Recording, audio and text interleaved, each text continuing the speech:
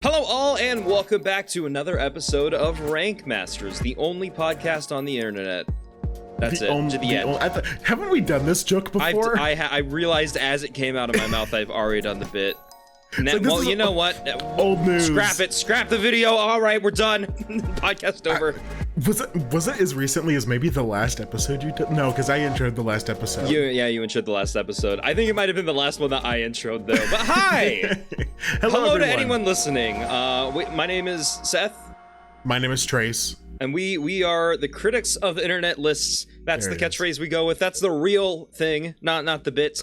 I like to make funny bits. I like to make our intros as silly as humanly possible. The only podcast on the internet. The only podcast on the internet. I need to come up with a funnier one if I've done that already, apparently. Well, we established that in the first episode when we were like going through every podcast possible, and like we were the first ones. We were pioneers there. No one else had done any of those ideas before, including this one. Literally none of them. They were all incredibly unique. If you haven't listened to that episode, you should go listen to it. But after this one, because this one's more important. Yeah, this one is actually more important. This is where you can get your daily news, I guess. Yeah, obviously. Yeah. You heard about that one thing that happened, right? What one thing? That thing? You realize we're recording this like, what, 5-6 days ahead of time? So, I mean, daily news is gone at this point. So, yeah, I have heard about the thing. Yeah, I was like, that's why I'm being vague. Like, yeah, you've heard about the thing, right? Isn't that crazy? Wow. The entire Nintendo headquarters just blew up. If that actually happens, I have the gift of prophecy, apparently. Like we are buying a lottery ticket. I hope not. How could that happen? I mean, someone just gets really mad about Tears of the Kingdom, I guess. Oh, it's that one guy that they've punished for life for selling like. Oh yeah. Selling hacked Switches? That's so weird to me. I don't know. I thought you were saying that you did it. No. Wait, I hacked Switches? I mean, I haven't hacked a Switch, but I haven't sold any of them. But okay. I just the way Nintendo just goes after the most obscure things. Like, people will mod every Nintendo game, they'll mod every Nintendo console, but then the moment Point Crow does it to Breath of the Wild, he's just dead, instantly murdered. I'm like, okay, really? Yeah. But anywho, no. Yeah. So have you played Tears of the Kingdom at all?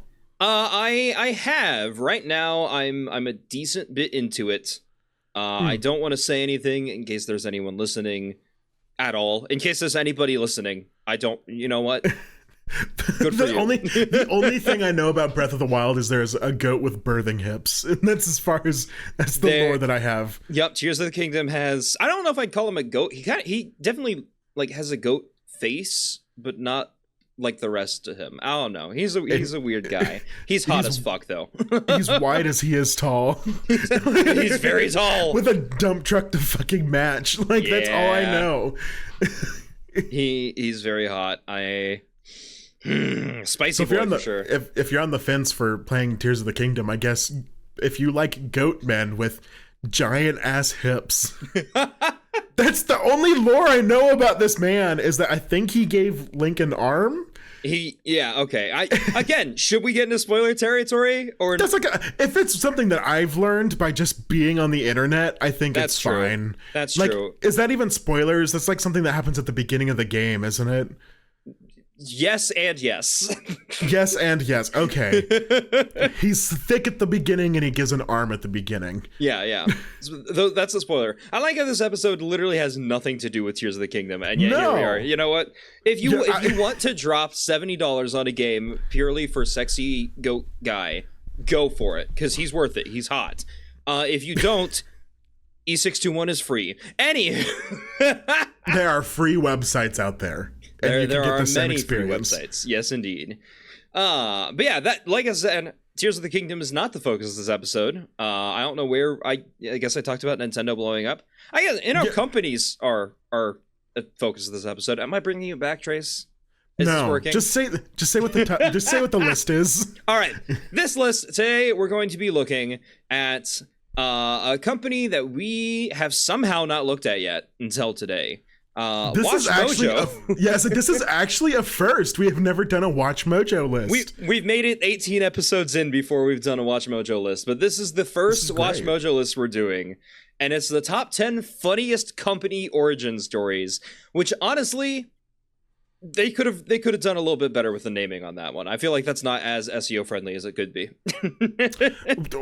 I mean, we can workshop it right now. Top 10 funniest company startup. I actually that's pretty much word for word what they said. Yeah, I was like, maybe they actually did it the best that they could, because I can't think of anything else. I'm just, what? Good on you. It feels wordy. I guess Origin Stories calls in all those like comic fans and stuff like that, but I don't know. Who's gonna click on that just because they see a picture of Kellogg's cornflakes on the thumbnail? Kellogg's. All right. Kellogg's. Should we get into it? The gimmick of this episode the list that we're going to be critiquing, they've got 10 companies that have apparently had really funny, origins. The reasoning behind they exist. Oh my god, yeah. One of them I'm familiar with, and I believe you're familiar with it too, Trace. Yes. It's the one on the thumbnail. It's the most common story of all time. The one that everyone knows. We're putting it on our thumbnail too, right? Oh, absolutely. Are you kidding me? We have to have the one that everyone knows, and then one that barely anyone knows, and that's how you catch them. Can I just take Watch Mojo's thumbnail? No. No. Can I just do that? Am I allowed to? No. Damn, I get that they're a content farm, but some intern worked really hard on that, and they should be proud. I don't know. This looks like it was AI generated. It could have been, honestly. It could have been. I wouldn't be surprised if Watch Mojo got to the point of content where they're using AI just to put thumbnails together and all that jazz. Oh yeah, the Chat GPT. Give me a top 10 list of origin stories that are weird from businesses. Yeah, it's definitely possible. But maybe that's something we need to do. Honestly, coming up. Holy shit! Actually, yeah. If we do an episode where we just react to a top 10 list that AI, we had an AI generate, yeah, we just treat it like it's any other list. We tell them obviously, but that could work. Yes. That could be really fun. It could be interesting. Maybe that's what we should do for our 20th, but for our episode 20. Because every 10 we try 20. To do something. Every 10 episodes we try to do something special. We were originally going to put together a list together, you and I. So yes. If we do Chat GPT, that could be a fun one. Maybe, I don't know. We'll have to talk about it. We'll workshop it. We'll talk about it. You know what? You should listen. You should keep listening to this, and then give us 2 more episodes and find out what we actually do for episode 20, because we haven't figured it out yet. We're planting seeds. We're planting seeds. You gotta catch them now. I mean, yeah, if it works, it works, right? Whatever. What is number 1? Tell me what number 10 is, or number 1, or however way this is going. I have to do the Watch Mojo voice, apparently. Okay, number 10, Flickr. Years before... Do you not know what Flickr is? Oh, shit, never mind. I do. Okay. It's basically just Instagram. Yeah, as a photographer, you think I should know what Flickr is. You should definitely know what Flickr is. Okay, my god. Give me the story.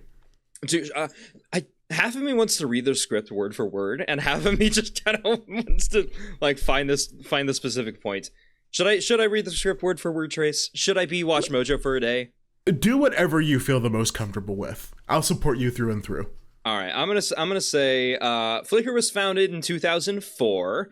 It's the image and video hosting site that provided a platform for basically anyone with a camera to share content online. But apparently, its origins, it was inspired by the card game Neopets. Flickr was apparently supposed to be a game. It was supposed to be Game Never Ending, which was an interactive tool for players to share pictures.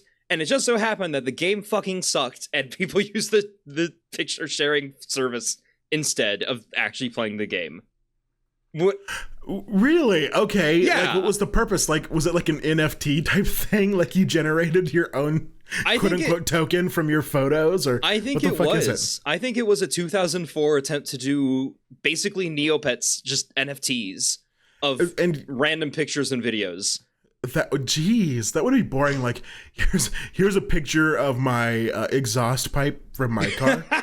I've named it Bimothy. Bimothy. I shall raise Bimothy, the exhaust pipe of my car, like a child. Well, that's my favorite. One of my favorite brands of TikToks are the ones that are people who go back into their old Neopets or Webkins profiles, and they'll show the names of the things that they had. and I watched one the other day, and it was like Mr. Two Bills, and like, just I love the creativity of children. So honestly, yeah, you know, someone probably could had their parents' car exhaust pipe as their Webkin Flickr pet. I mean, who knows? That's precisely what. Oh my god, I think Webkins is a much better like analogy for it, because with Neopets it was entirely online, but with Webkins you had a real physical representation of the pet. You have a real car exhaust pipe. You have it. It's there. Bimothy is real. You can go cuddle with Bimothy right now. Original ARG Bimothy. Like, but I was never a Webkins kid. I really didn't know how they worked. The most I have is like the YouTuber Izzy's telling me what those things were. I was absolutely a Webkins kid. I lived in a bubble of no technology. I did not have reliable internet until I was in, no, it would have been like 8th grade, I think, was when I finally got reliable internet. That makes sense.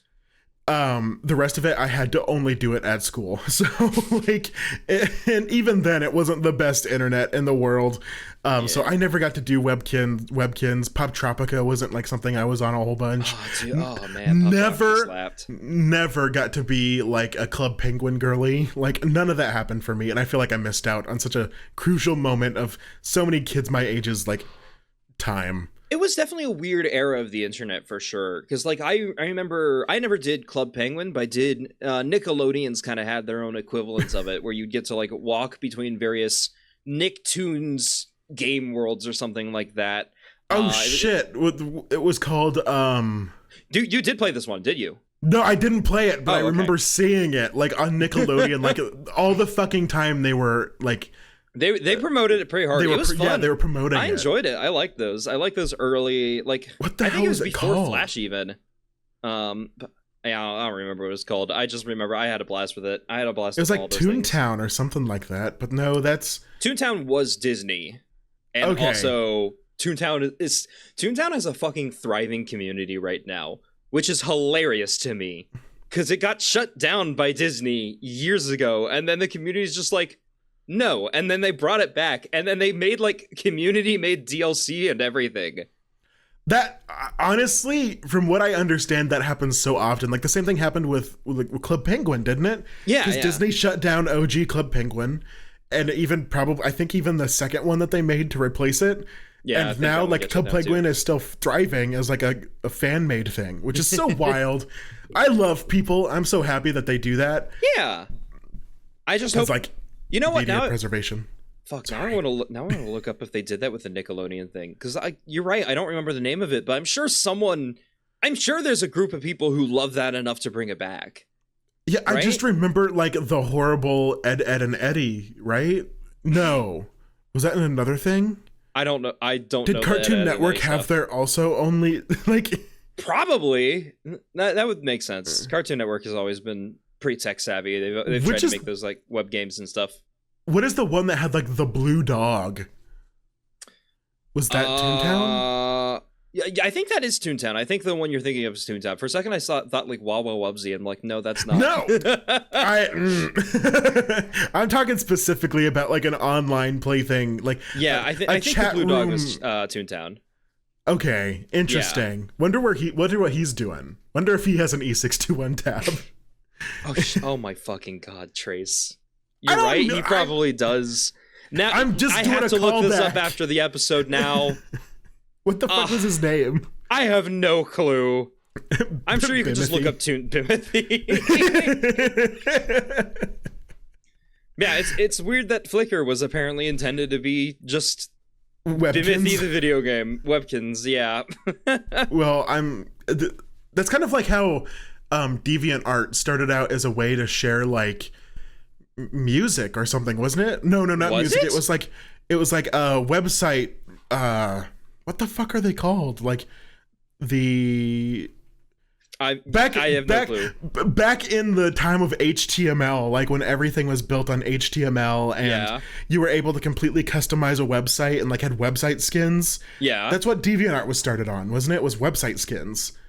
Was it just like a host for website skins? Yeah, it was just a place to like get website skins, and then they slowly expanded to more art pieces. I did not know that. Okay, and that's also not on this list. Oh, okay. There's an extra one for you. Yes, Watch Mojo didn't do their due diligence. Who knew? Yeah, whatever. What's number 2? Number 9. Sorry.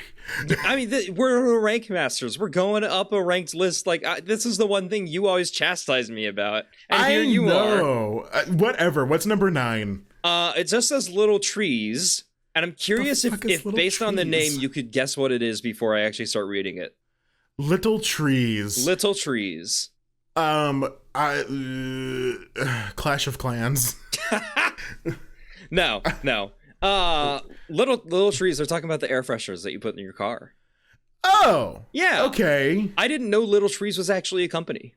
Neither did I. I thought it was just the shape of an air freshener. Every single air freshener only has one single cut that it's allowed to come in, and it's the shape of a pine tree. It's the shape of a pine tree. We don't have the technology to do anything else. It has to be in pine tree shape, or it just doesn't smell right. That's why. I love Tell me about Little Trees. All right, Little Trees. This was invented in 1952, apparently, by a German-Canadian chemist, Julius Salmon. And I'm probably butchering the pronunciation of that. It's Julius Caesar. Yeah, pretty much. The German-Canadian chemist, Julius Caesar. As everyone knows, what he was most famous for. Yeah, clearly. Apparently, he was just having a discussion with a milk truck driver who was complaining about how spilled milk just smells bad in his truck. And then this chemist is like, you know what? Fuck it. I mean, Canadian trees smell really good. Let's just put that oil smell on cardboard. And then it worked. Let's just put that good tree oil on this cardboard. Get that good tree bad juice. Milk smell. Hell yeah. I mean, it does. It's apparently effective. But it's not as funny as I think the Flicker's tale of being fucking Webkins. But no, I think it's hilarious that Julius Caesar was talking to his milkman and was like, holy shit, your truck smells like ass. I think I've got a way to fix that. And it gives him this little tiny tree. He's like, hang this one up. Trust me. And it just made it smell slightly better. That is kind of funny, actually, now that you get the context, because you're right. Wild that became as popular as it is. Yeah, how did that become so popular? Milk.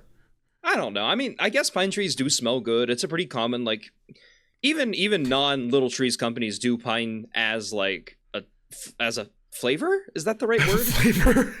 As a smell, as a smell, as a scent. I'm like, it feels like flavor is the right word, but it's not. God, this is my favorite flavor of candle. Munch. Even though they all taste disgusting. Yeah, oh my God. If you need any confirmation that candles taste disgusting. Trace, no. I've never eaten a candle. I feel like I have to disclaimer that I've never eaten a candle in my life. I thought this was going to be one of those weird side stories where we wind up finding out you did eat a candle. Okay. This is going to be one of those weird side stories where we figured out you did cocaine for a week and lost yourself in the desert. What? Huh? Well, that's okay. So that was a story. Okay, I had a professor in college who taught this spy literature class. Very eccentric man. Yeah. Oh, that sounds like a fun fucking class, dude. Oh my God. Oh, it was a very fun class. It was one of those honors track classes that you could take. Oh, I love that. That's cool. But it literally was all about spy literature. Books about spies, reports on spies. And the best part is that the professor that taught it was British. So it felt very official, spy stuff. But one time he was just talking about his life and he was like, oh yeah, no, one time I was crossing one of the deserts, one of the big deserts over there on the other side of the world. Sahara, probably? Maybe. I think it was the Gobi Desert. Oh, okay. That's fair. But he was like, I was crossing it and I ran across this caravan and they're like, oh, you should sit down with us, enjoy your time. And he's like, okay. And then he smoked something with it. Turned out to be opium. Interesting. And he ended up passing out in the desert and got lost for multiple days before he got back. And I'm like, what the fuck? Yeah, this sounds like the perfect guy to teach a spy literature class. Oh my god, that sounds amazing. That's like, it's the same class where we read Casino Royale, which is the first James Bond book. Horrible book. Don't read it. That shit actually sucks. Yeah. But he was like, okay, to get you guys like in the mood, we're gonna play craps, which is like the card game that they play. Funny name, haha. It's called craps. No, I'm just thinking it's funny to have a bunch of college students play a gambling game. Literally, he was like, you are going to gamble with whatever's in your bag right now. Holy shit.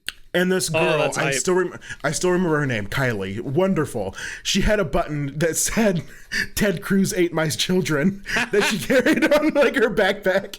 But anyway, she opens her backpack and she's like, "This is the only thing I got," and she throws out like 3 condoms. And she's like, "This is what I'm betting." Oh my god. And the professor's like, "We speak of this to no one." And it was such a good class. Like, I love that class. Yeah, that sounds hype. Oh my god. Also the same professor that at the end of like I turned in my very last essay, and he had this big long response to me, and he was like, "Trace, I hate the way you write. I hate the way you structure. I hate the way you structure things, but you always give a very clear, concise, and convincing argument in every one of your essays, so I have to give you an A." And I was like, "You're right." He also did say, he was like, "Your writing is more attuned to like news writing," and I was like, I wonder why. Okay, that makes sense. Okay, I was like, "That's really weird. I wonder why that is." It's almost like I'm taking a billion news writing classes right now. It's almost like that's class. A passion of yours, something you actually enjoy doing, you know? I know, right? That's so weird. Who knew? It was good to have confirmation from this guy that he was like, "No, but you always provide like a really well thought out, researched, and convincing opinion every single time." And I'm like, perfect. Yeah. That's what I needed. Even if you hate the structure of it because it's not like college essay based and more news literature based, then fine. That's completely cool with me. That's actually a really cool like confirmation that you're good at what you do, because like right? if you hear that from like one of your news professors or something like that, you know they're like, yes, they're familiar with the format, but they also see a lot of that stuff, and it feels weird like getting compliments from someone who knows what they're doing. It's kind of nice to like be told, "Wow, I hate this," by someone who specifically hates the thing that you are intending to make. Yeah. Like because that means that you're getting it across. I like that. That's cool. Yeah, no, like I love that professor. Anyone who goes to that college, I don't even know if he teaches the class anymore. I assume he does. I mean, last I knew, he desperately wanted to get out of America because he hated American politics. I mean, fair. Go back to that desert, I guess. No, he wanted to go back, but like he had married an American woman and had children, so like that's why he was here. And but last I knew, he really, really wanted to go back to Britain. And interesting change. Who knows? Yeah, it's like your politics over there are still pretty scuffed. So yeah, good luck, man. But I don't know. Who knows where he is now? Hopefully not lost in the Gobi Desert. But I know Britain's politics are scuffed. I don't think they're as scuffed as America's. Yeah, they're not. I don't think they're as scuffed yet, but they're getting there, Britain. You can get off your fucking high horse. Rather importantly. Right? Dude, if I could move anywhere, I would probably want to go to the Netherlands. I think that would be a fun place to live. The Netherlands. Yeah. As much as I hate it, like most of my friends are here in America. So like it's hard to like it's hard to justify moving anywhere else. And also like all of the good furry conventions are here. Yeah. Sorry, Eurofurrence. You're not that good. I mean, I know a decent amount of furries in like Australia. And they've got fur cons down there too. They've got Furdu. Yeah. That's as much as I know. All right, you know, I think we're like 3 tangents deep now. Just talking, we started talking about little trees. Yeah, okay. Bring it back to the list now. Yeah, let's go number 8. All right, number 8 is TGI Fridays, and I can't remember the last time I went to a TGI Fridays because there's like none in Kansas. God, you're right. Yeah. There's only like Red Robins around here, which for some reason are like the same place in my brain. Like I associate Red Robin with TGI Fridays. Well, I just saw one recently. Maybe it was when I was in Atlanta. I don't know. That would make sense. Yeah, because you were there for the FurCon recently. Yeah, I was there for Foie. Pho. I like that. I like that a lot. Yeah, I always associate TGI Fridays with like Cheddar's. If you ever had Cheddar's. Oh yeah, there's a Cheddar's here. Yeah, there's a lot of Cheddar's places, and like they're pretty spread out throughout the Midwest. I've noticed. I have never ate at a Cheddar's. I have never ate at a Red Robin. I've never ate at a TGI Fridays.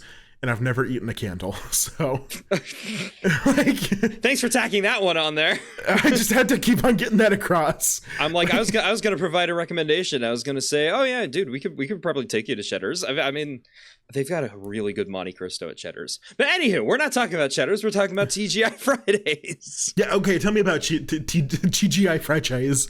So, if you've never been to a TGI Fridays, they're a pretty standard American restaurant chain. They do burgers, they do like seafood in some places, which is interesting. Maybe that's why they're not in Kansas. Actually, it's really hard to get a good seafood here in Kansas. It really is. But apparently, back in the 1960s, their founder Alan Stoltman was a single perfume salesman and living in Upper East of Manhattan. And he was having difficulty meeting women. So me too, man. So this perfume salesman who was single and desperate for women, he was basically down bad. He was down bad.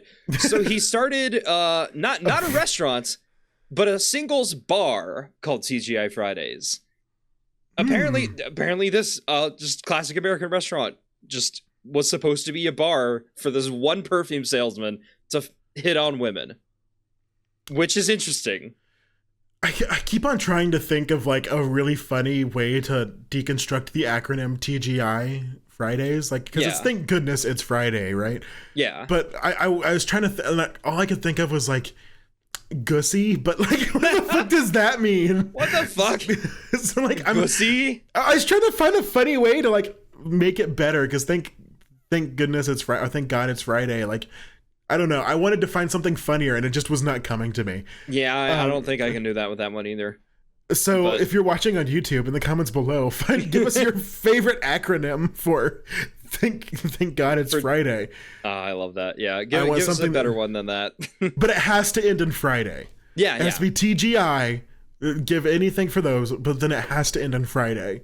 I want to see what y'all can come up with because I'm stumped. We got a pretty creative audience. They don't usually like leave comments, but they do like reach out to us on Telegram and Twitter and stuff. I've noticed. When they do leave comments, holy shit, they leave comments. Oh yeah, I love dissecting some of those long comments of like people talking about every single entry on a list. Oh, it's yes, fun. Love it. I love when people do that. Like I'm just like hell yeah, you're right. Yeah, like, I love when people do that. But if you're listening anywhere else, just, I don't know, send a heart somewhere. Kiss your boyfriend. There you go. Call me directly on my cell phone. You have the number already. I've spelt it out throughout the various podcast episodes. Like an ARG. It's like a hint.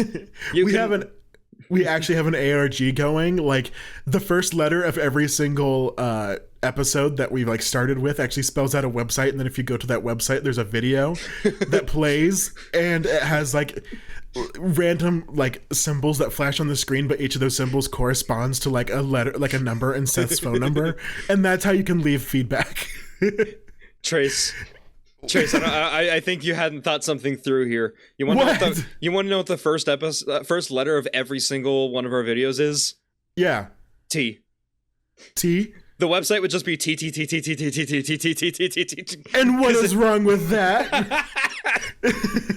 Because like all of our episode titles are like the top 10 or just like top 10 or something like that.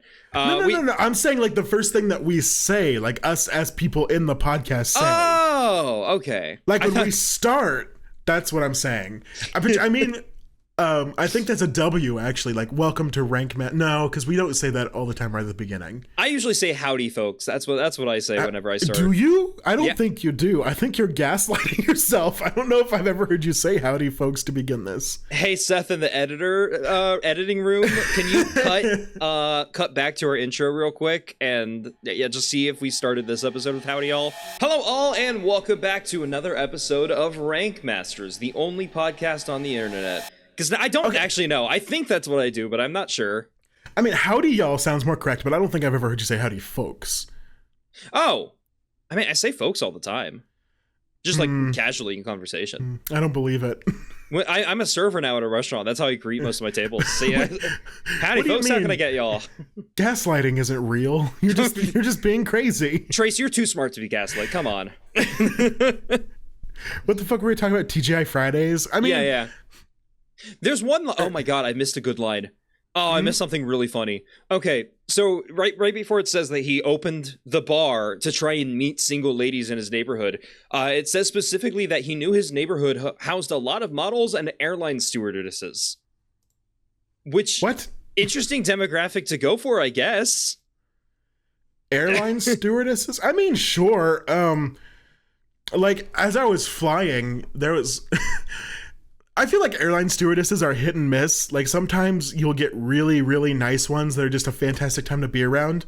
Yeah. Or you get the complete opposite of people who are just horrible. And I get it. Yeah. I would be shitty if I had to work on a plane too with all those people in those tight confinements. Oh my fucking God. I do not blame a single shitty stewardess to save, like, anything. You are correct to be in a bad mood. Yeah, absolutely. But yeah, like... Luckily, this last time I flew, like, I was super nervous about flying. Flying as a fat dude is one of the worst experiences of your life. I can imagine.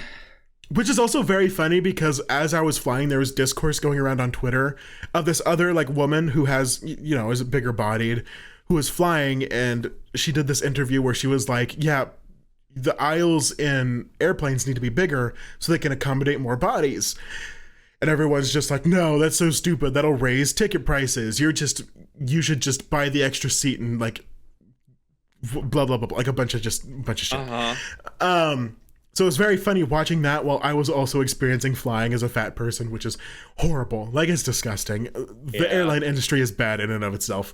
True, I don't know where I was going with this. But, like, the stewardesses that I had during these last two flights were fantastic. Yeah, I loved them. They were so good. Like, on my flight home, I had this one that stopped next to me, and she was like, hey, did you ever hear about this policy? And I'm like, no, yeah, I'm actually utilizing that right now. She's like, oh, that's so good. She's like, I feel bad for people who don't know about, and it's the customer of size policy, which, what a stupid name. Like, we're going to upsize the customers. Look. Oh my god, the phrase supersize me just came to my mind. Yeah, inflation furry's going fucking off right now. Who knew that the entire fucking aerospace field is all about inflation? Wow. Yeah. No, like, she was very nice, and, like, I'm going to explain this to people. Please do not abuse this policy because it's my only saving grace when I fly. Southwest specifically has a customer of size policy where if you purchase 2 tickets up front, then you get an extra, like, seat, and then they'll refund you that extra seat when the trip's all over. Oh, nice. So it makes it a lot easier. It makes sure that no one's sitting next to you and making you uncomfortable or you're making them uncomfortable. Yeah. It's just a lifesaver. But she was like, I'm really concerned because it seems more and more people are starting to abuse this policy. And she's like, you know, companies, when they see a policy being abused, then it's just going to go away for everyone. And if that policy goes away, I don't know how I'm going to fly. Yeah, that would suck to have taken away. Yeah, because every other airline, like, their customer of size policy is just upfront the cost, purchase 2 seats. Mm-hmm. And some of them will not even let you fly unless you purchase the extra seat. They will literally kick you off and say, tough luck. What the fuck? Like, it is an interesting time. I hate airlines. I know people will watch this and be like, well, that's your fault for being fat. And that's the horrible mentality. That's the response that I'll always get. And that's fine. I've learned to do that. But stewardesses and stewards? I think stewards is correct. Yeah. Okay, whatever. Airline steward. All of y'all, I love you, even the grumpy ones. You deserve more out of this world. Yeah. Oh my god. Yeah, I don't think I could do that. I have the power to do a lot of different jobs. I don't think I would have the emotional energy to become an airline steward. Like, good god. Right. Maybe an airline stewardess, but only if I got, like, a cute, like maid outfit or something. If I got, like, a cute little skirt and an ascot and I got to, like, skip up and down the aisles, then maybe. But maybe. Otherwise, no. Yeah. Give me one of those like 60s uniforms, right? Which also, oh my god, I know this is another tangent, but have you seen the videos on TikTok that are like asking old people if they remember how to skip? No, what the fuck? And like they don't remember how to skip. And how do you just right? That's what I think. I was like, how the fuck do you forget how to skip? Like skip. But so many of these old people just have not done it in so long that they have just forgotten completely. Now I'm wondering if I remember how to skip. Oh, trust me. I'm trying to think through the steps right now, and I don't actually know. I'm wondering if it's like a bicycle thing where like if I start doing it, I'll like fail for like 2 attempts and then figure it out. But like, what the fuck? What the hell? I watched one of them, and the first comment was like, "Not me setting my phone down and skipping across my living room just to make sure I remember." And that was literally after I had just gotten up and made sure I remembered how to skip. And I was like, "So this is a very common thing for people to be like, holy shit, did I forget how to skip?" I hadn't thought about that, but yeah, it's possible. Well, it's like one of those, it's the same thing where someone's like, "Oh, your mom put you down once and never picked you back up again." And it's like one of those thoughts where you're like, "Oh, that is crazy." So then you're like, when's the last time you skipped? Do you even remember how to skip? Like, damn. I mean, to be fair, yeah. In what situations are you going to skip anymore? Well, that's sad, actually. Keep your whimsy. Tragic. Keep your whimsy. Stay happy. Keep your whimsy, moving on. People. Shall we get back to the list? What's the next one? Yeah. All right, we're like we're almost 40 minutes into the episode, and we're only on number 7, which is Netflix. What? And I'm curious. Yeah. Tell me. I'm curious if you could guess. Because you like these games where I make you guess, right? Yeah. They started out as a adult film distributor. No, but I like where your mind is. Okay, so this article starts by like recapping about how it was originally a DVD service and all that jazz. I'm sure you remember those days, and now it's a streaming giant. It was alleged, supposedly, that the two creators were carpooling home from work, and one of them was complaining about how Blockbuster, from the only other DVD rental service. I almost said D&D, and like, how do you rent out D&D? You can find a way, I'm sure. I'm sure you can. But the only other DVD rental service charged him a $40 late fee for renting Apollo 13. And he's like, fuck it, that's too expensive. We should do something about that. And then they just decided to create competition. That's it. Okay. End of story. I don't think it's that. You know what? This one started off banging. This one, like the Flickr story being basically Webkins or Neopets was kind of cool, but then the rest of them kind of not as fun. This is boo. Watch Mojo, you suck. Who knows? Maybe it gets better. I mean, it is Watch Mojo, so who knows? The only story that I have for this is I remember the first time I ever heard about Netflix, and it was because my best friend when I was in elementary school, whose mom was actually the principal of the school that I was in. She and her husband rented what the fuck is it? The Nicolas Cage? No, was it Nicolas Cage? The one where they're like the Da Vinci Codes or something like that? Oh, I think that was Nicolas Cage, yeah. Well, yeah, because they rented the Da Vinci Code and we couldn't watch it because it was too adult for us. So we had to go and play in Marcus's room while they watched the Da Vinci Code. And that's the very first time I ever heard about Netflix. Wild, huh? Yeah, my family, we never did stuff with Netflix until after they became a streaming service. Like, I think my first exposure to Netflix was on the Wii. Huh. Hadn't thought about that. But no, my family, we were a Redbox family. We would go rent out a Redbox at least once a week. Because they still have those, I've noticed.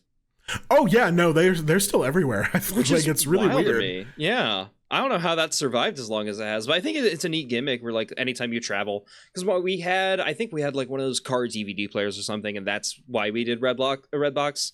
Because anytime we would like have to drive an hour or more or something like that, we would just go pick something up and then drop it off in wherever city we got to, and that was a neat gimmick. I like that concept. But now we are in the age of streaming where everything's significantly more convenient anyway. Yeah, I think the only time I've ever used a Redbox was, I think it was my 14th birthday, and I was at my eldest brother's house, And he's like, oh, you get to go rent whatever movie you want. And all of the movie selections sucked. So I chose to get Alpha and Omega. Oh, Trace. And I watched Alpha and Omega, which also sucked, by the way. I'm sorry for people who enjoyed that movie. It's not a good movie. I remember my eldest brother looking at me when the movie was done, and he was like, did you enjoy that? And I was just like, yeah, because I wanted him to feel good about spending money on me. But I was just like, what the fuck? That's wild. Bad movie.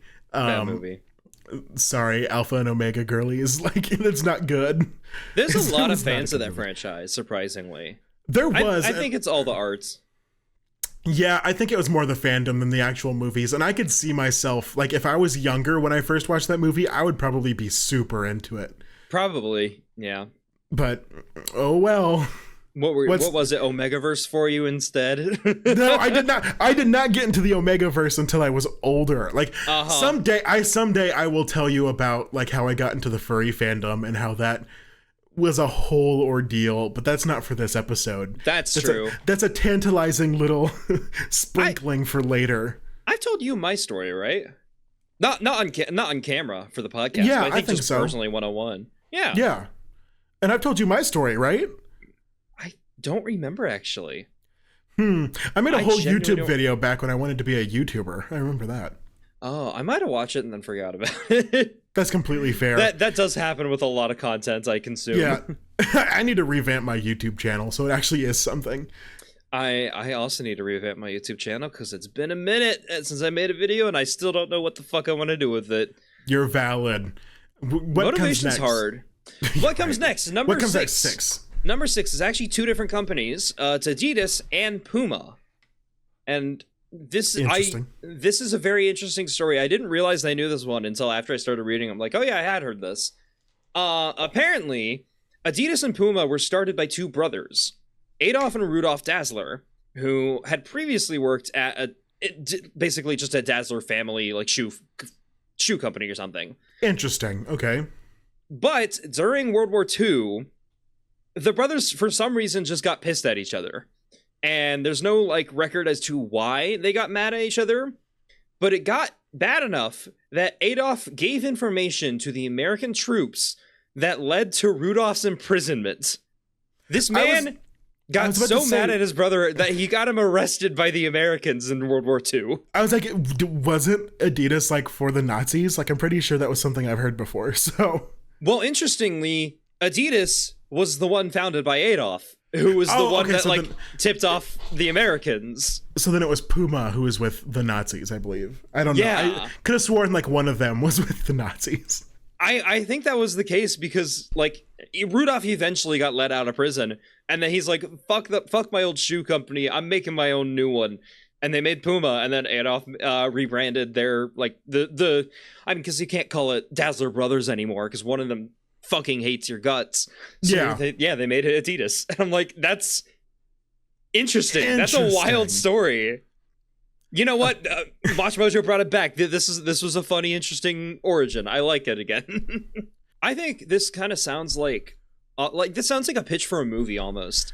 I would watch that movie. Yeah. To be honest with you, like, have you ever watched like those YouTube channels that like have people go and shop for shoes? No. Okay. What? Okay, this is a call out post to all shoe heads. I hate you. But like the people who are so obsessed with shoes and like they'll go and spend like $500 on a pair of shoes, like not even $500. Good like, God. Like $1,000 to $10,000 on just a pair of shoes, and it is horrible. Like, and they look so normal. Just like the normalest looking fucking shoes, and I'm like, you could have bought that at Walmart. What the fuck are you doing? Dude, I don't think I've ever spent more than $40 on a pair of shoes. And my favorite pair of shoes, the ones I have right now, like I rock whenever I'm going out casually. I got them like they're pretty fancy. They look great. I got them at Ross for like $20. Like I've spent a little bit more on my shoes specifically because I have massive feet. And I'm not going to make a comment about it. I know you want me to. I'm not going to make a comment about it. I did not want you to make a comment about it. Sure. But I have massive feet. so like sometimes if I want like good shoes, I have to order them like kind of custom. So I've spent like upwards to like 150 on a pair of shoes, but that's nothing still within a reasonable range though. But it's still super reasonable. Like I am not spending like $500 on just a pair of shoes. Good God. That's why I hate shoe heads. Yeah. But, okay. I love y'all. I love people who collect. I get it. I've spent like $200 on playing cards, so I get it. Like when you collect all have our something, collections. Yeah, when you collect something, I get it. But shoe heads, for some reason, I specifically just have a problem with, because watching like the YouTube like people like go and shop. There's like one specific channel that I can't remember what it is, but they'll bring on celebrities to shop for shoes. Oh, I do think I've actually heard of that one. I think you showed me a video of this, because like at the end they have like this fancy graphic where they pull up like the 3 pairs of shoes they got and how much they total cost. Yeah. I think did you show me like Snoop Dogg or someone? I don't know. I don't know, but like this is pulling back like an old memory from back when we used to live in the same town. This is like you would watch it and like they would like it's just horrible because you're like, it's oh my wild. God. That was like that could cost like that's a few months of rent for me. Like that's horrible. I don't know. I will say, you know, someone who's really like, maybe I shouldn't say that. That's like, be careful with your words, Trace. Yeah. Well, are you about to say someone who's really like into feet? Is that what you're gonna say? No, I mean, okay, fuck the feet people. Maybe I just have a problem with people who like feet. I don't know. I think you do, Trace. I think that's your beef. This is like the 7th time it's been addressed here. This is like the foot fetishist beef all over again. Is this just people who really like? I don't know. I was gonna say like the people who have like their kink gear, but like a part of that kink gear involves like shoes. Yeah. I can get behind that, actually. Like, cover up those hogs. Like, that's like those dogs do not need to be out there. I can get behind that, but I can also like. Part of me thinks it's weird when they're just wearing normal shoes, you know? Like it's very funny. Like it's very funny seeing someone in fursuit and just wearing normal ass sneakers. Okay, that reminds me. Very funny too. Drew, who probably will never listen to this. Hunter, maybe, which is Drew's husband, maybe. I can't remember if they actually got married yet. I don't know either of these people. Very sad. Hunter wasn't able to go to FWA, but Drew was, and Drew never remembers who I am. Which is very funny, because I was standing waiting for the elevators to go up to one of the suite levels, and I was there with another friend, Prada, and we were just sitting there waiting, and Drew comes out of the elevator, and Prada's like, oh my God, Drew. And he goes and hugs her and like looks at me, obviously doesn't recognize who I am, and then just continues to talk to Prada. And I'm like, it happened again. I'm going to text your husband right now to scold you. But the reason I bring them up is because their persona, like they never wear their paws. They wear like these really like Converse, but the tops of the Converse go all the way up to like mid calf. Huh? It's actually really cool. I'll send you a photo. Like that does it looks sound awesome. Yeah. But I guess shout out them, even though they never remember who I am. That happens with 2 different couples.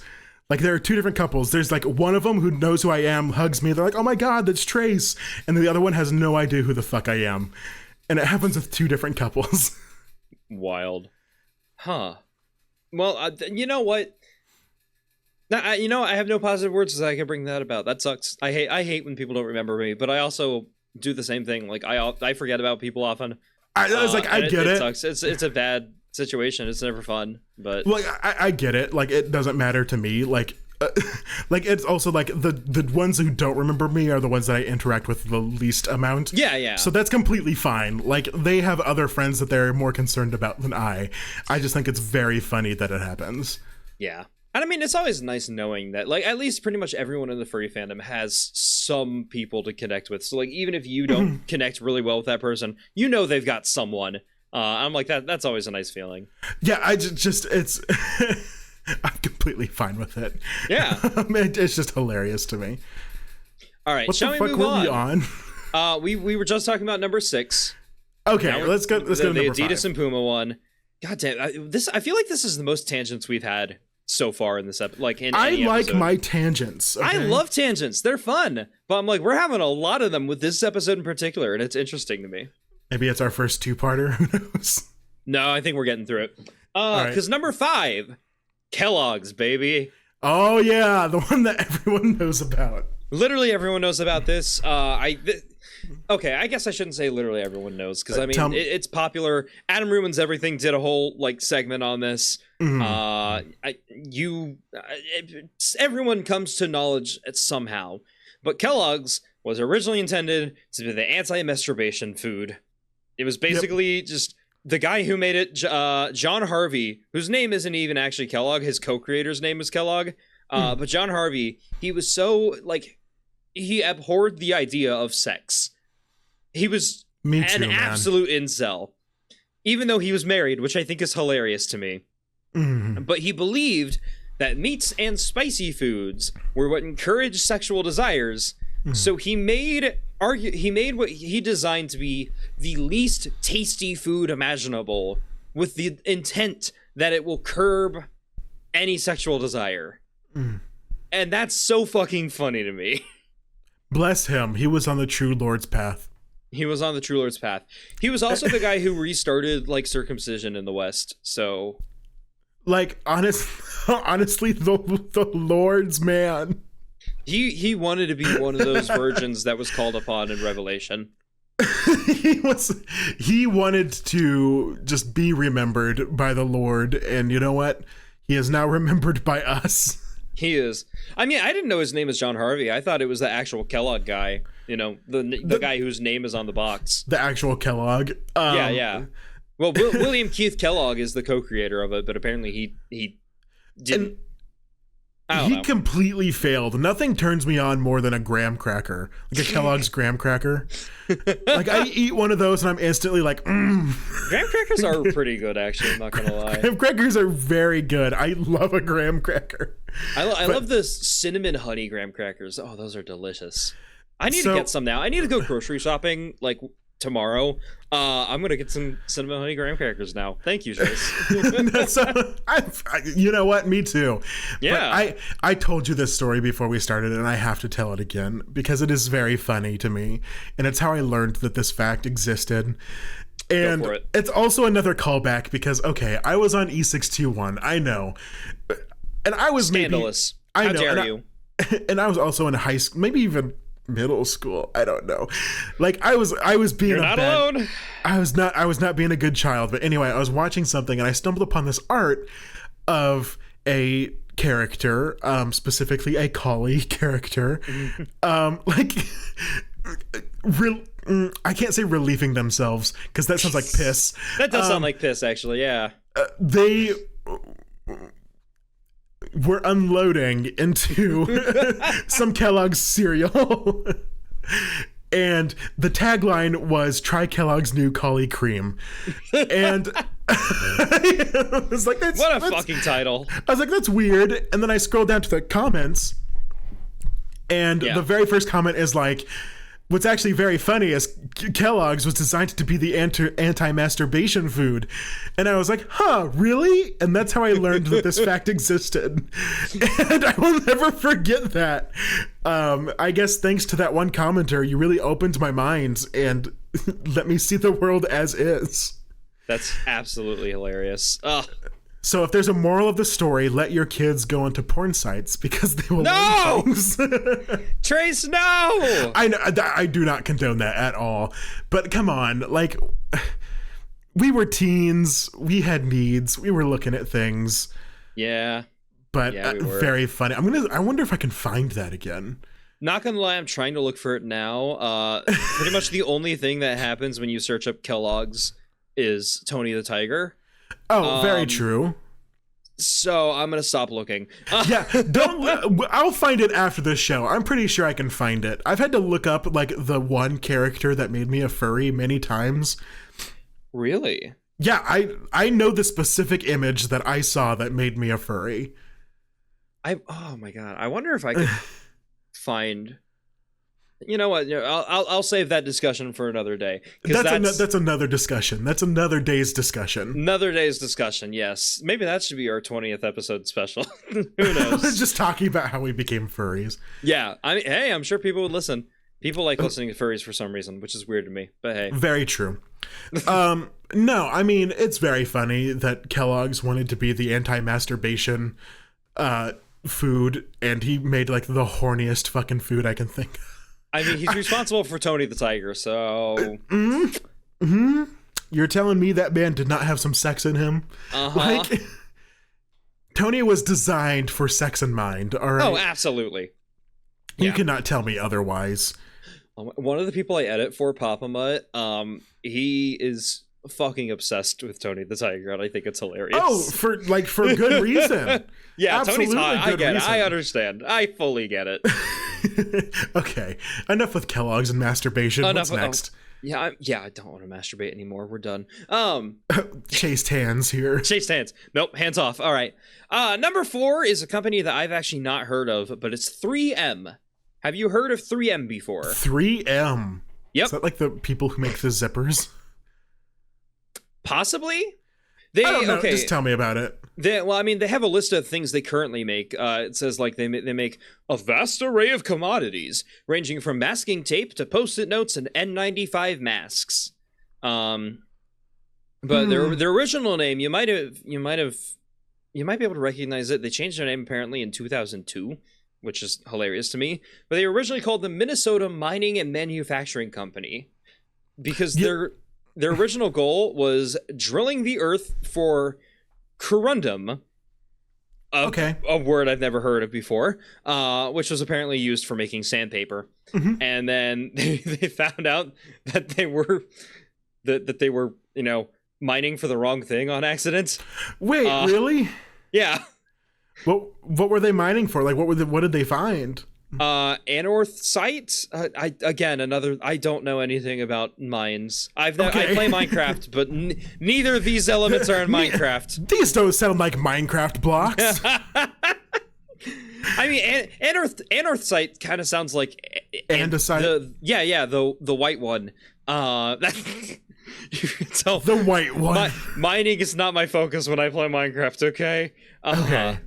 But yeah, they still made sandpaper anyway, but then they just made they used it with a fuck ton of other raw material, and they're like, well, now that we have this basically worthless shit, what else can we make with it?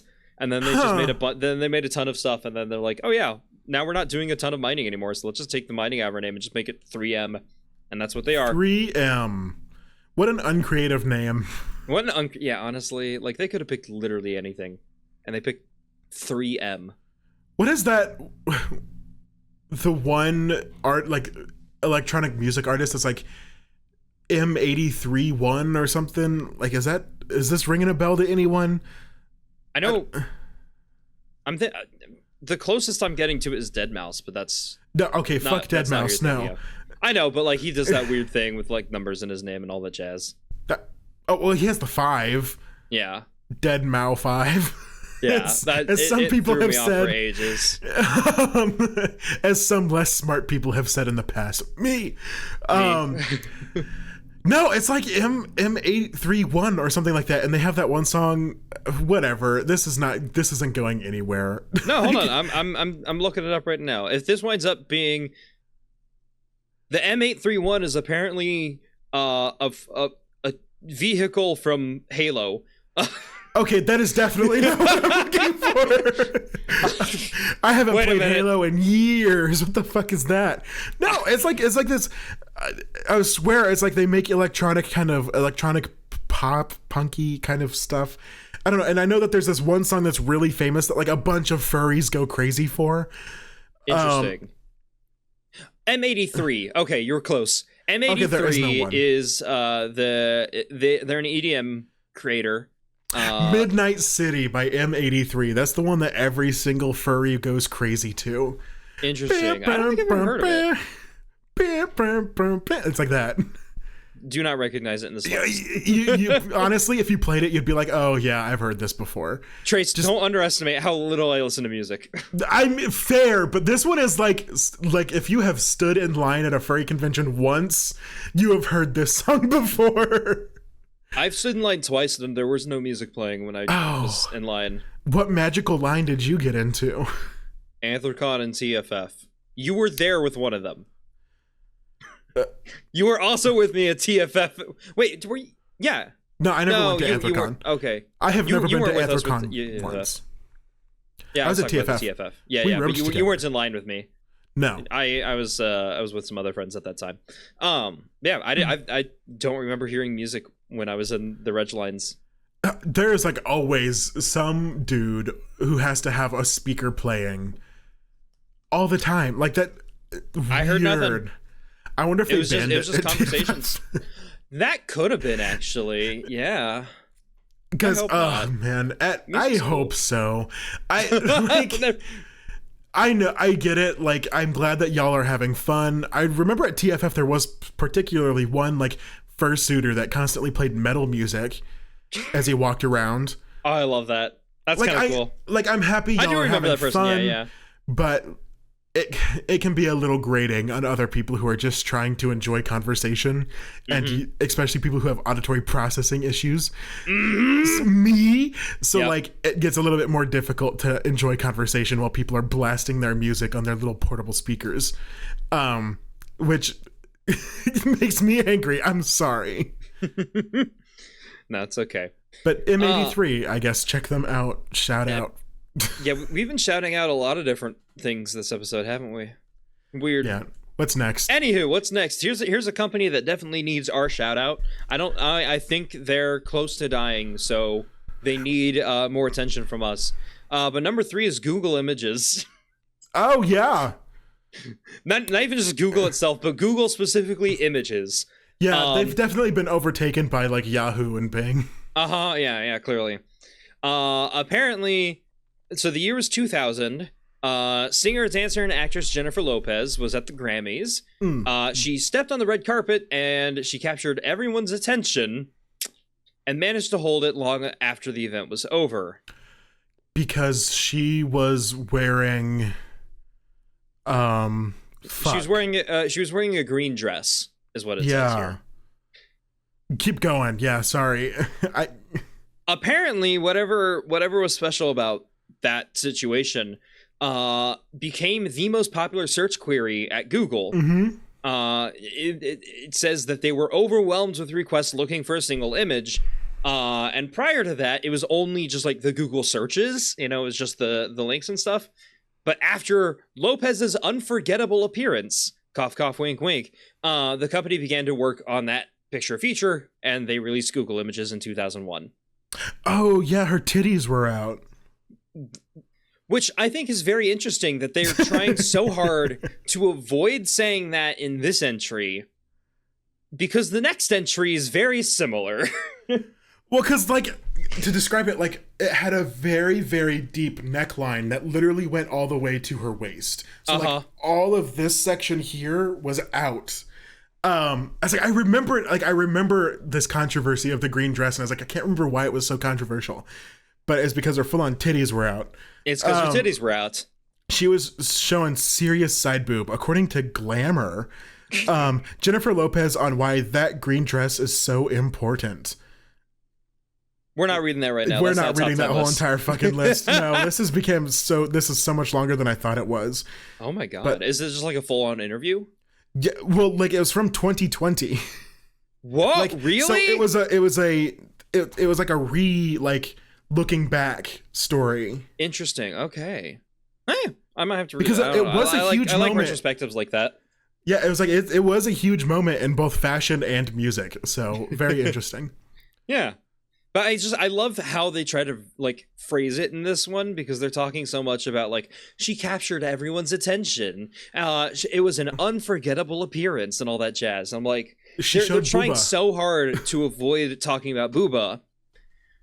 When number 2 on the list is YouTube's origin, which also involves booba. Okay, Tell me. I did not know. I want to know. Do you not know about... okay. I'm going to read the first line of this verbatim. The 2004 Super Bowl will always be remembered for the infamous Nipplegate controversy. Okay, I do remember this. I did not realize this is what YouTube came from, I guess. Yeah. Justin Timberlake, during the 2004 halftime show, he accidentally ripped off a part of Janet Jackson's costume, which revealed her tit. And it just straight up says that in the article. Which is, like, they're trying to dance around it with the Google Images one. And they're like, no, they're fully willing to accept it on the YouTube one. It says the live incident was met with national outrage and led to numerous developments in media. One of the most monumental was the birth of YouTube, because the developers of YouTube were like, wow, we can't find clips of this tit anywhere. We want to see Janet Jackson's boobie. And then apparently they were also looking for the Indian Ocean tsunami, which, like, weird thing to tag on there while talking about tits. Yeah, I mean, very valid. My two interests are also tsunamis and boobs. Yeah, clearly. Very closely linked. Yeah, together, honestly. Even better. They're big and they're wet. What's the difference? If you're okay, okay. Trey, stick with me here. But yeah, apparently, just love of tits and tsunamis. It made them say, like, hell, it's very hard to find videos. Let's make a video sharing platform. And then they launched YouTube in 2005. Well, I think part of the reason that they didn't do that with Jennifer Lopez's entry is because, like, it was supposed to be more important. Like, it was more for women's empowerment. That's what that retrospective normally is. But I think at the time, it was people were just very shocked that she was showing so much body in the dress. I mean, possibly, but I just think it's very interesting. Like, it's funny to see that dichotomy of, like, being super respectful and, like, saying, yes, she captured everyone's attention, it was unforgettable, all that jazz. And then to YouTube, they're like, yeah, the Nipplegate, this dude showed someone else's tit at the Super Bowl, baby. Hell yeah. I wish it was Justin Timberlake who, like, accidentally ripped his pants and full hog came out. Oh my god, if that brought the birth of YouTube, that'd be hilarious. I fucking love it. That would be better for me. I feel like that would be more funny. Absolutely. I 100% agree with that one. Man, I just also very interesting to know that, you know, YouTube started with two guys pursuing partial nudity. Fototitas, yeah. Given how adamant it is to crack down on literally anything that could be even remotely resembling sex. Like, I get it, but it's an interesting change. Times have changed since 2005. Times have changed since 2005. This is correct. Damn, it's almost 20 years of YouTube. Gee, don't tell me that. I was having an existential crisis the other day because I'm almost 25, and, like, I was freaking out because I'm like, that's a quarter of my life. I haven't done anything. So, like, I mean, you've gotten successful. You've got a solid job. You're keeping steady with it. You've got friends. You're doing things that make you happy. Consistently going to fur-cons. I know. I think that's enough of a life. I think that's what I would like. Your position right now is my ideal.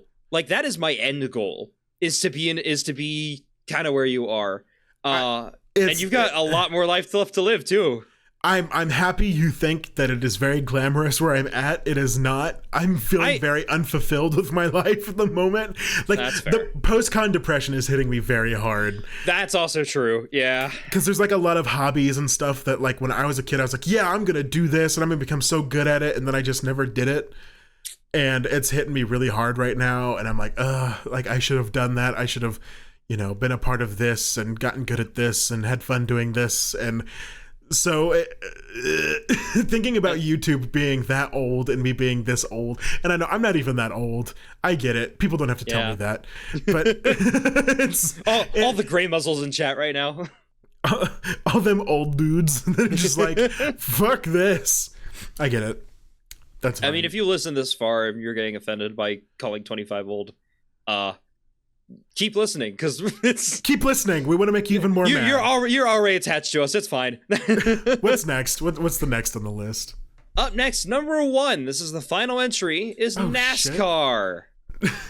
Okay, yeah. Moonshining. Do you know about this one? That's what it is, isn't it? Yes. Yeah. There you go. That is absolutely what it was. I didn't know you knew that one. I thought I was going to catch you off guard with this. Neat. So remember, I'm from the country. That's okay. Yeah, you're right. Yeah. Tell the people the story. All right. So everyone knows NASCAR is like the racing thing today, the National Association for Stock Car Auto Racing. God, that's such a weird acronym. The fact that they haven't changed it at some point is terrifying. But it starts in the Prohibition era. It basically said that bootleggers, which were people who would hide moonshine in their boots, which is funny, interesting, like origin of that name. They distributed illegally obtained booze, moonshine, basically. They modified their cars in a bid to achieve faster speeds and outrun the police. Because, that was necessary. But it said even after Prohibition was repealed, they continued making those faster cars and racing because people were interested in seeing these faster cars. And then they're like, yeah, you know what? Let's just make this an official thing. And then all these faster cars became the world's greatest racing thing ever. Hard to believe that race cars existed because moonshiners wanted to get the hell away from the police. I get it. I respect it. Sorry, it made me think. Okay, I've got a fast car, like that song. But like, I started laughing because I started thinking of the TikTok that was like me, 8 years old, vibing out to this song that I thought said, "I have a fat ass car." It does kind of sound like that. Yeah. It sounds like that. Now I can't not unhear that. Like holding out the fast for 2 beats is hard. Yeah. It definitely sounds like fat ass. Yeah, fat ass car. Right. Yeah. Also, my voice is shot. I still have con crud. And so your voice is better than mine was last episode. You're fine. I get that. Like my throat is mostly what's been irritating me. Yeah. And we'll see. It might be strep because literally everyone at FWA got strep for some reason. It doesn't seem like it is because it's actually healing instead of getting worse. So good. I think you might have gotten what I had because your symptoms are very similar to what I had. I got tested and it wasn't strep. It wasn't COVID. So I'm like, hey, who knows? But yeah, it's just this brand of flu, I guess. I don't know. Weird. Well, I got to call off work for 2 days for it. So, hey, maybe you get to call off your work at your at-home job. My at-home job. I already took Friday off. Yeah. Just because I had the comp time all good to go. Like, I didn't even have to take a sick day. I was just like, yeah, I'm not going to go in today. I'm not going to do anything. And they're like, okay, cool. That's hype. Again, dream. Okay, to have a job that lets me have PTO. Okay, yes, the job I have is very nice. I cannot complain much about the job other than the fact that the people who are like higher up need to get their shit together a little bit. Otherwise, lots of great comes from that. That's true of every job, right? But goddamn, I just want to do something else, and like that's what I mean with the YouTube. Like I want to revamp the YouTube because I want to do something creative. And then at FWA, I was like, damn, remember when I really just wanted to be a DJ for a long time? Like, and it that also could be cool though, yeah. It also sucks because like I have friends who are DJs that are already up there on like stages performing, and like also EDC is this weekend, which is like a big EDM festival that I used to watch all the time as a kid and being like, yeah, I'm gonna DJ someday like this. And like, I don't want it to be a job because I don't want to be like a professional DJ, but I at least want to be good enough to where I can DJ at a furry convention. That was like a goal that I had for the longest time that I just abandoned because I was like, so hey, you got time now. Those are those unfulfilled things that are like, I should do this, but we'll see. Well, I mean, we're already doing one of the hobby things. Getting this podcast started was something that you specifically said we've wanted to get done for quite some time, and here we are. We're keeping it up. We've been doing it weekly too. Yes, which is rare. Honestly, it's very rare for a podcast to be as consistent as we've been. Like, and honestly, like I wouldn't have been able to do it without you. So thank you so much for like all the work that you put into this. Like, if I was the one who had to go in and edit things, this would have dropped off on week 2. Like, I get so distracted. Hey, Trace, you want to edit this episode? Oh, God, don't even. Like I get so overwhelmed with tasks so easily, and that's something else. Like I focused on mental health last year, which is really nice, and now this year is like trying to get back into maybe hobbies. Well, actually, this year is my year of travel. Next year, maybe the year of getting back into hobbies better. Well, I look forward to seeing you revamp the YouTube when you decide to bring it back. I am subbed, and everyone here listening should go subscribe. Yes. Is it still Yenapooch? Is that what it is? I think it is. I can't remember exactly what it is. It used to be Trace the Hyena for a while, but I didn't like the cross-brand recognition. Like, I wanted Yenapooch, so it matched my Twitter, so we'll see if it's that. Who knows? Did this end segment do anything for anybody? Like, as we talked about our life and just disappointment in it. Like, that's... And due to this disappointment, we're going to start our own business and have our own crazy startup tale. There, I tied it together. Yay! Congratulations. Yep. Wait, honestly, whatever our business is, if it starts by making, podcasts about random lists, that would be a fun come full circle. I like it. Yeah. But thank you all for listening / watching. If you watch us on one of the platforms that allows video, I guess Spotify does it now. YouTube too. It's still weird to me that Spotify allows video. I've never seen video on Spotify. No one does that. That's psychotic. If you watch a video on Spotify, why? And also bye. No, I love you. Goodbye. We love you. Thank you. Bye. Bye.